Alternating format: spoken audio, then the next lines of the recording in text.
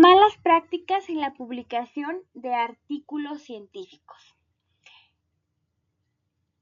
Aunque la mayoría de las actividades científicas relacionadas con la publicación se realizan de manera honorable, algunas personas, es decir, investigadores, editores o revisores, involucradas en el proceso de la publicación, pueden incurrir en conductas faltas de ética.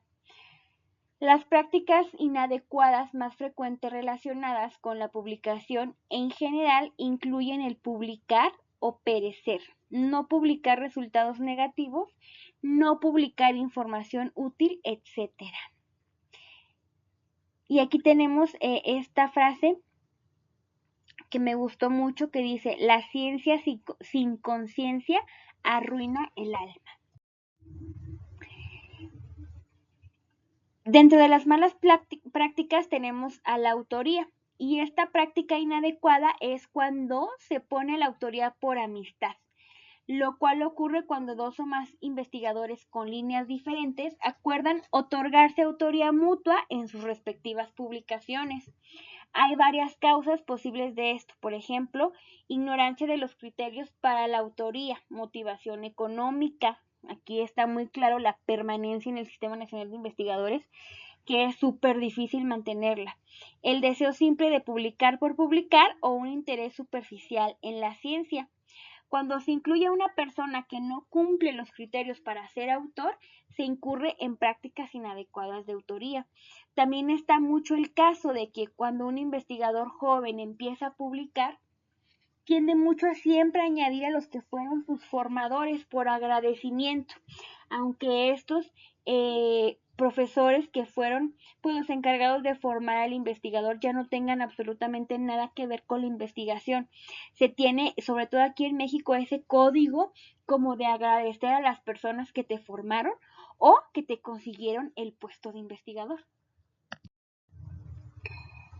Esta práctica inadecuada se evidencia cuando se le pregunta a un supuesto coautor de una investigación sobre algún detalle de esta y desconoce los aspectos básicos del estudio. Y bueno, como ejemplo están lo que acabo de decir en la diapositiva anterior, pero también pasa pues mucho en el área de la salud, en el área clínica, cuando se incluyen a muchas personas sin tener el mérito en sí de ser autor. Por ejemplo, hay muchos residentes de medicina que pueden ser incluidos en un artículo simplemente por llevar la muestra o por tomar la muestra, algunos estudiantes de posgrado, etcétera, ¿no? Que en realidad no cumplen con los criterios adecuados para aparecer como coautor.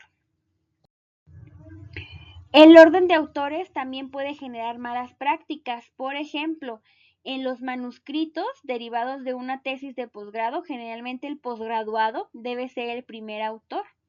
De otra forma, ¿cómo explicar que obtuvo los créditos para graduarse de un doctorado, pero no para ser el primer autor de la publicación? Y eso también es algo muy común, que el investigador se adueñe de la investigación de los estudiantes de doctorado, de maestría, y no los pongan como autores principales, a veces ni como coautores, sino que no van en ninguna parte, y eso es una mala práctica. Malas prácticas referentes a las referencias. Siempre se debe consultar la fuente completa de las citas bibliográficas. Es decir, evitar citar resúmenes. Existen varias formas de conseguir los artículos en texto completo que son relevantes para su publicación. En las bases de datos disponibles de las universidades e institutos de salud del país o de educación, directamente con el autor del manuscrito o adquiriendo el artículo con el editorial de la revista. Aquí tenemos algunas malas prácticas en la publicación, tenemos ciertas categorías y sus ejemplos. Prácticas inadecuadas en la autoría, ya vimos que aquellas autorías que son por amistad o posición jerárquica, como les mencionaba, o por agradecimiento. Una redacción inadecuada de la publicación, es decir, falta de apego a la guía para autor de la revista. fallas metodológicas del protocolo de investigación por descuido o por propósito, es decir, con dolo. Puede haber un sesgo de inclusión en diseños de casos y controles o algún error aleatorio. Explicación deficiente de la metodología. Puede haber exclusión de pacientes sin explicitar sus causas o de manera a propósito, porque esos pacientes justo son los que hacen que nuestro estudio no sea estadísticamente significativo. Una multiplicación de publicación, es decir, una publicación duplicada o en rebanadas, como dice, quiere decir que de una publicación extensa pues se vayan haciendo varios artículos, pero que no son como si fuera tomo 1, tomo 2 y tomo 3. Derechos de autor. El plagio y no citar fuentes de información es una mala práctica. No seguir los procedimientos éticos recomendados. Identificación de pacientes en la publicación. No declarar potenciales conflictos de interés. Publicación de datos fraudulentos, etc. La mala conducta en la investigación se define como la fabricación, la falsificación o plagio en que se incurre al proponer, ejecutar o revisar un trabajo de investigación o en el informe de sus resultados. Al definirlo, se deja claro que estas malas conductas no incluyen el error honesto ni las diferencias de opiniones, claramente.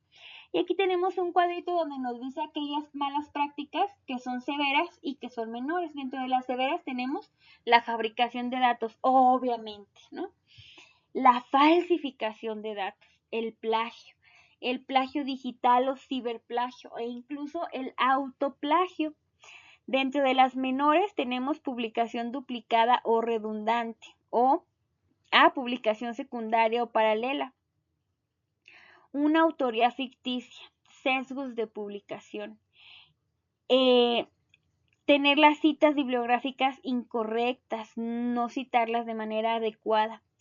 Publicidad y resultados de la investigación.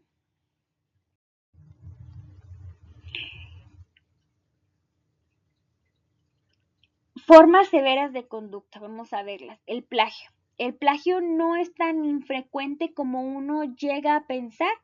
Una investigación que hice rápidamente en la base de datos de PubMed, que pues es un buscador para artículos científicos con la palabra plagio como clave, arrojó 2.306 referencias, de las cuales 1.364 son referentes al plagio científico y 321 al plagio académico. De datos fabricados pudieran ser el registro de signos vitales o de resultados de laboratorio cuando no se realizaron las correspondientes acciones de tomarlos. Fotocopiar datos de otro paciente o crear un paciente ficticio.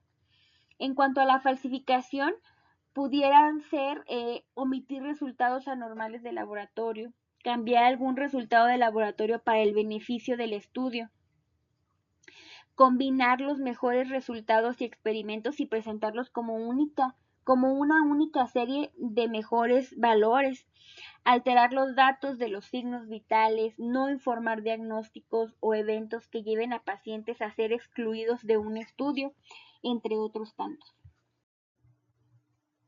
El Comité de Ética de las Publicaciones, creado en 1997 por diferentes asociaciones, entre ellas el Comité Internacional de Autores de Revistas Médicas, para encargarse de las violaciones éticas en la investigación y la publicación científica, notifica que el plagio incluye desde el uso de las ideas de otro, publicadas o no, hasta el envío de un artículo completo bajo una nueva autoría, a veces en un idioma diferente del original. El autoplagio es otra variante del plagio y sucede cuando los autores se copian a ellos mismos. Publicación duplicada o redundante. La publicación duplicada puede ser legal siempre y cuando medie el consentimiento por parte del editor de la revista en cuestión. Y aquí les doy algunos ejemplos de estas malas prácticas, su consideración y lectura.